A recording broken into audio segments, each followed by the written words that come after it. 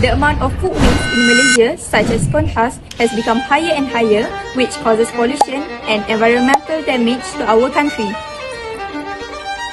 Especially the most popular local foods in Malaysia, durian also bring their food waste with this durian skin that always be thrown by people.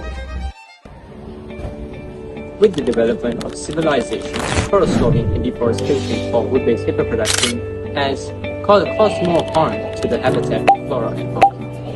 In response to these problems, our team, the Green Innovators, has developed the Naturenote, a paper made from food waste which is durian skins and corn husks that offers an eco-conscious alternative for everyday use.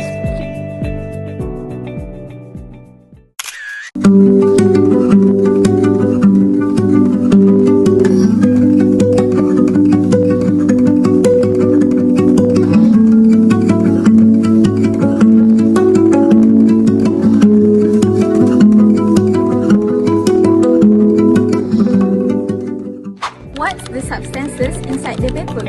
The nutrients and fiber from the durian skin and corn husk helps to strengthen the structure of the paper, and it can naturally decompose into the soil after use. Is it harmful for the environment? Are there any additive chemicals? Well, nature contains basic chemical substances such as sodium hydroxide or hydrochloric acid that are not harmful to the environment anyway. Is the Naturenote known to the public?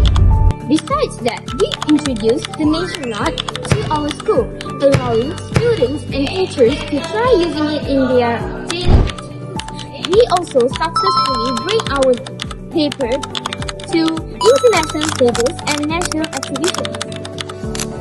How do we let students know about the Naturenote? The project PBL, Project-Based Learning, is organized by our team, which involves around 300 of students.